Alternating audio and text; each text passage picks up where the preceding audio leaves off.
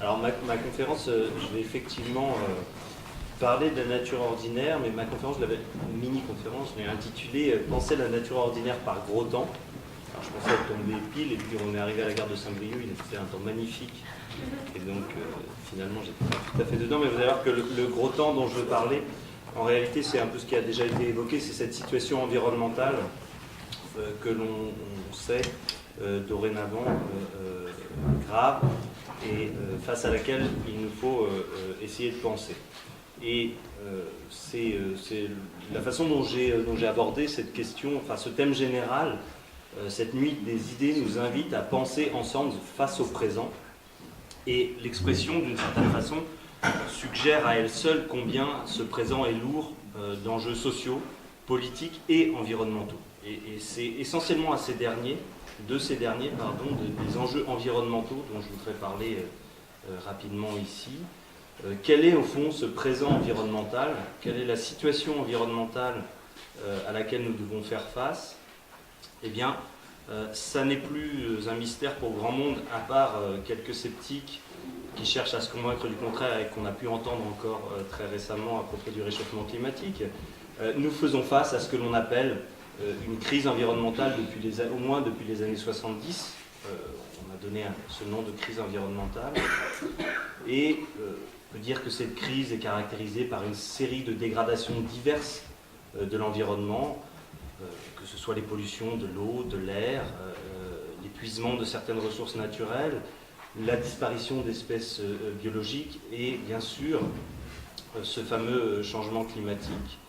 Or, si depuis les années 70, on a bien vu apparaître des discours, des actions pour essayer d'enrayer cette crise, certes science-fiction est plutôt optimiste, mais il faut bien faire le constat que nous ne sommes pas parvenus à enrayer les tendances lourdes, inquiétantes, qui continuent à nous plonger de plus en plus profondément dans cette crise pour le moment.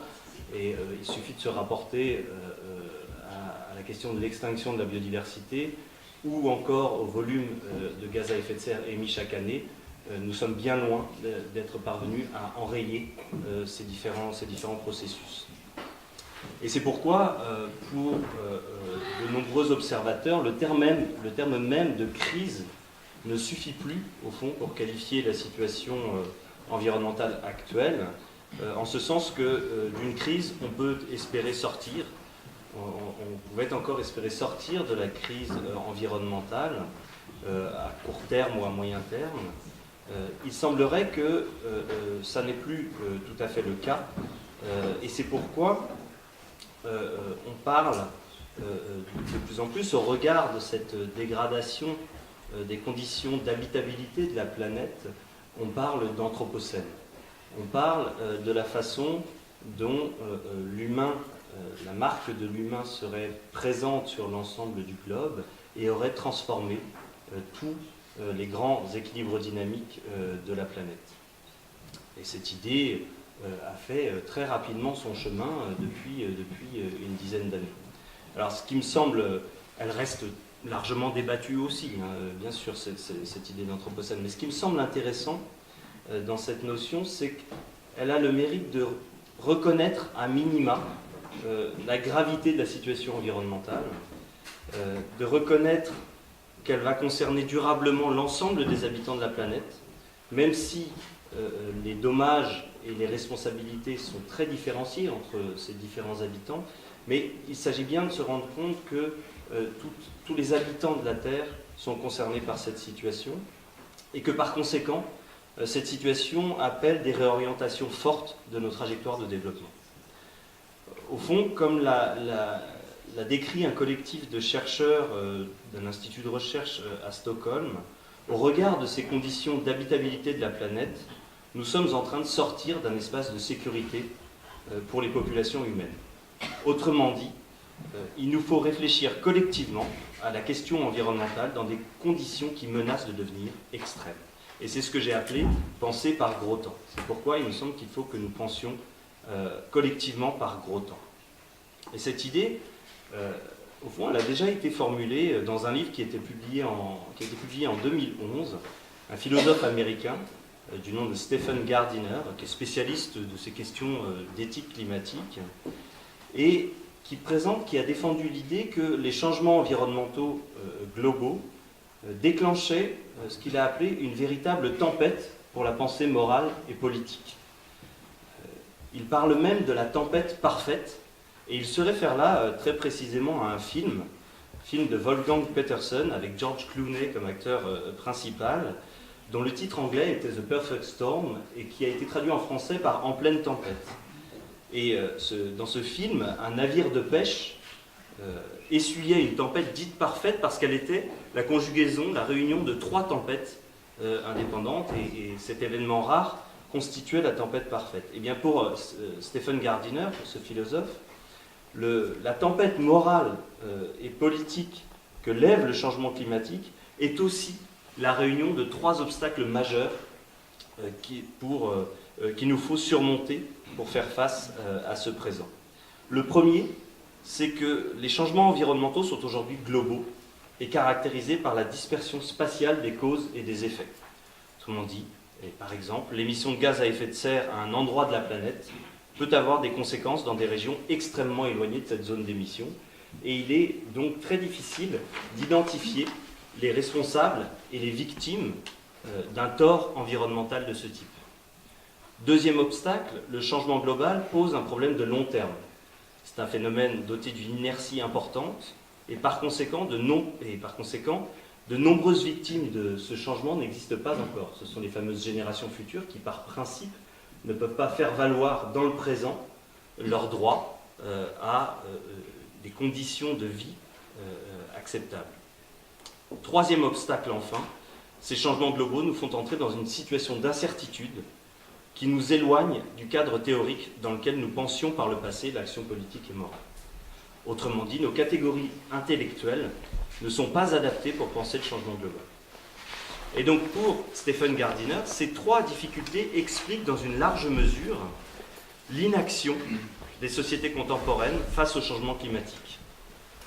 Plus exactement, il soutient que ces difficultés génèrent une forme de ce qu'il appelle une corruption morale, qui nous pousse à trouver des raisons de ne pas agir en avançant des arguments du type « la situation est trop complexe pour que l'on puisse espérer y répondre », c'est une question collective et non individuelle, donc je ne suis pas individuellement responsable de ce changement global, ou encore l'expression pure et simple de forme de déni de la gravité de la situation. Or, cette inaction face au changement, ou tout du moins ce trop faible engagement dans la lutte contre le changement global, eh bien, c'est cette inaction qui a fait dire récemment, de façon provocatrice, à un autre penseur, le penseur australien Clive Hamilton, qu'au regard de nos actions, nous pourrions bien dire que nous sommes tous climato-sceptiques. Nous ne parvenons pas à prendre la mesure de ce changement et à traduire cela en actes. Alors la question qu'il faut nous poser, c'est que faire donc face à ce présent qui semble bien sombre. Alors, on a vu récemment, avec la montée en puissance de ce terme d'anthropocène que j'évoquais précédemment, se dessiner 2 grands types de positionnement, diamétralement opposés. Le premier, c'est une forme de catastrophisme radical. Une pensée de l'effondrement qui soutient que le pire n'est plus évitable. Nous serions comme des Iliens attendant la montée inéluctable des flots. Or, le problème, c'est que ce catastrophisme radical soulève essentiellement désespoir et résignation. Il nous resterait à faire comme les personnages du film de Lars von Trier, Mélancolia, dans lequel une planète géante s'apprête à entrer en collision avec la Terre, et il nous resterait à nous construire un abri de fortune et à attendre la fin du monde. Avouons que cette perspective est peu réjouissante. L'autre grand type de réponse, c'est un ensemble de solutions techniques. Elle consiste à soutenir que nous parviendrons bien à enrayer le processus global en développant des technologies à grande échelle, relevant de ce que l'on appelle la géo-ingénierie. La condition de ce succès technique étant d'accélérer notre développement technologique, en restant pour l'essentiel sur la même trajectoire de développement et en accélérant donc. Alors si l'on revient au film que j'évoquais tout à l'heure, En pleine tempête, c'est le choix que réalise en dernière instance le capitaine George Clooney, qui voit arriver face à lui une vague scélérate, une vague géante. Il décide alors de foncer plein gaz dans la vague en criant très fort pour se donner du courage. Le problème, c'est que ça ne marche pas très bien non plus, puisque le navire finit par dégringoler de la vague et est ensuite englouti par les flux. Autrement dit, ces deux types de solutions ne me semblent ni souhaitables, ni à même d'ouvrir de nouvelles voies ou de nouvelles dynamiques. Elles nous laissent au cœur de la tempête, sans possibilité d'apercevoir des horizons nouveaux. Alors si l'on refuse donc ces deux positions, revient à nouveau la tentation du déni. L'idée que tout ira bien, ou que cela ne sera pas si grave. Il s'agit d'une certaine façon de se réfugier dans ce que l'historien Jérôme Bachet, dans un livre récent et dans lequel on reparlera peut-être, Défaire la tyrannie du présent, appelle le présentisme. Un enfermement dans le pur instant de l'action immédiate. Et le problème, encore une fois, c'est que ce présentisme n'est en rien la jouissance du temps présent. Il est au contraire un présent soumis à la dictature du futur immédiat. Autrement dit, il n'indique en rien des formes de vie désirables.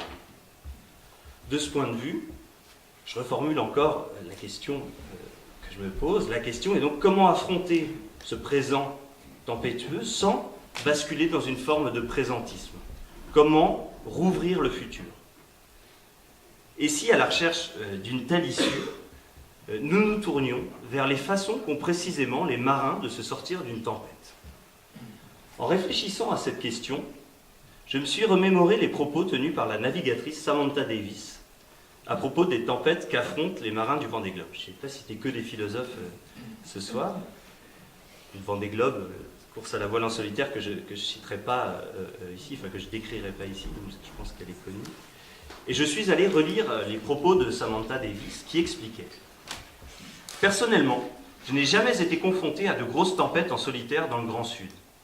Ça n'est pas le cas des concurrents de ce Vendée. J'ai bien suivi la situation de Jean-Pierre Dick, Jean Le Cam et Yann Eliès, et c'est très intéressant de voir les options qu'ils ont prises, parce qu'elles leur ressemblent. Dans ces situations classiques, c'est-à-dire sans tempête, c'est-à-dire sans tempête, les logiciels de météo permettent de faire une route optimale. On rentre des points de pivot et on suit le meilleur routage. C'est pour ça qu'habituellement, le top 10 se retrouve plus ou moins sur le même chemin. Mais dès qu'on sort de cette optique idéale de performance, l'ordinateur ne propose pas de solution. Et là, le sens marin reprend le dessus. On est alors seul face à une situation que seule l'expérience et le vécu peuvent résoudre. C'est ce qui rend les trajectoires si surprenantes et si différentes. Autrement dit, c'est la fin de cette citation de Samantha Davis, autrement dit, pour sortir de cette tempête, les modèles numériques ne suffisent pas. Il faut se tourner vers l'expérience et le vécu. Et je trouve cette description particulièrement inspirante pour penser les moyens d'affronter la situation actuelle. Et c'est précisément le sens de cette invitation à penser la nature ordinaire pour faire face au présent que je voudrais lancer. Penser la nature ordinaire, c'est en effet porter le regard sur la nature proche de nous, celle que nous habitons ou avec laquelle nous vivons quotidiennement. C'est s'intéresser aux êtres non humains avec qui nous partageons des expériences, se demander comment nos pratiques quotidiennes s'insèrent dans un environnement naturel. Il s'agit donc bien d'interroger nos expériences vécues, afin de faire apparaître les relations avec la nature activées par nos pratiques. Et ce, dans le but de prendre conscience de ce à quoi ou à qui nous tenons, pour reprendre l'expression cette fois d'une philosophe, Émilie H. Cette description de nos liens avec un territoire consiste en définitive à énoncer le nom de ceux que nous voulons défendre face au changement global, ceux dont nous dépendons. Cette enquête conduit à étudier la façon dont le changement investit notre quotidien, sans préjuger de la nature catastrophique de toute perturbation, mais en se montrant vigilant sur les éventuelles pertes irréversibles qu'elle cause, sur les expériences dont elle menace de nous priver. Il s'agit donc de refuser l'idée que les principaux enjeux environnementaux concernent toujours l'ailleurs, le lointain, tant au niveau spatial que temporel, pour interroger l'ici et le maintenant.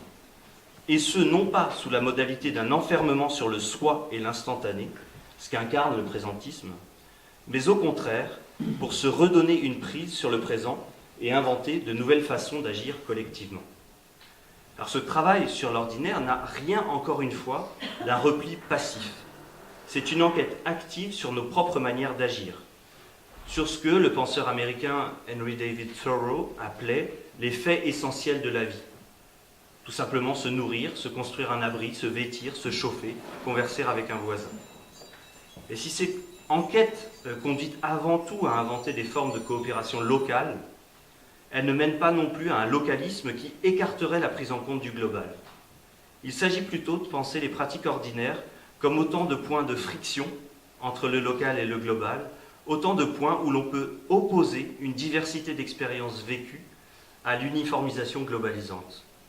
C'est un travail collectif qui exige de se ménager du temps et des espaces permettant de partager des idées et d'inventer des pratiques.